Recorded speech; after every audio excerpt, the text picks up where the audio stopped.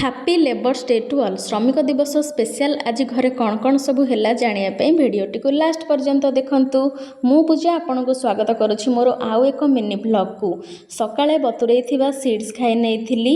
ରାତିରୁ ବତୁରେଇଥିବା ମଟରରେ ଗୋଟେ ନମ୍ବର 1 ମଟର ତରକାରୀ ସହିତ ଇଟିଲି ଦୁଇଟା ବନେଇକି ବାବୁଙ୍କୁ ଗରମ ଗରମ ନେଇକି ସର୍ଭ କରିଦେଇଥିଲି।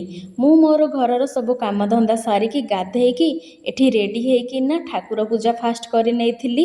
ଘରେ ଠାକୁର ପୂଜା କରିସାରିଲା ପରେ ମନ୍ଦିରକୁ ଚାଲି ଯାଇଥିଲି। ସେଠି ଧୁଆ ପୋଛା କରିସାରିକି ଠାକୁରଙ୍କ ପାଦରେ କିଛି ପୁଷ୍ପ ଅର୍ପଣ କରିକି ଘରକୁ ଫେରି ଆସିଥିଲି। ସେତେବେଳକୁ ମୋତେ ବହୁତ ଭୋକ। ମୁଁ ଆସିକିନା ମୋର ଖାଇବା ଖାଇ ନେଇଥିଲି। ବାବୁ ମାର୍କେଟ ଯାଇଥିଲେ ତ ସେଠୁ ସେ କିଛି ଚିଙ୍ଗୁଡ଼ି ଆଣିଥିଲେ ଭାରି। ଘରେ ଯାହା ବି ପରିବା ଥିଲା ମୁଁ ସେସବୁକୁ ପକେଇକି ଗୋଟେ ଘାଣ୍ଟ ବନେଇ ଦେଇଥିଲି। ଖରାବେଳେ ପେଟେ ଭାତ ଖାଇକି ଶୋଇପଡ଼ିଥିଲୁ। ସେଠୁ ଶୋଇକି ଉଠିକିନା ଆମେ ଆଜି ତିନି ପ୍ରାଣୀ ଟିକେ ମାର୍କେଟ ବାହାରି ଯାଇଥିଲୁ ଏତେ ଦିନ ପରେ। ପ୍ରଥମେ ଆମେ ଗୋଟେ ଫାଷ୍ଟ ଫୁଡ଼ ସପ୍କୁ ଯାଇଥିଲୁ।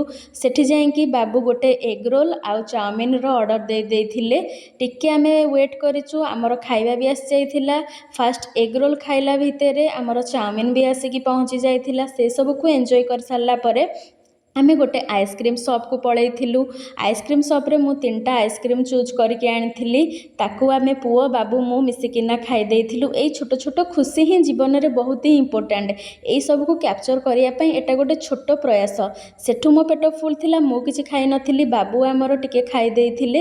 ମୁଁ ଏତିକିରେ ରହୁଛି। ଆପଣଙ୍କୁ ମୋର ଭିଡ଼ିଓ ଭଲ ଲାଗୁଥିଲେ ନିହାତି ଲାଇକ୍ ସବସ୍କ୍ରାଇବ୍ କରିବେ। ଜୟ ଜଗନ୍ନାଥ।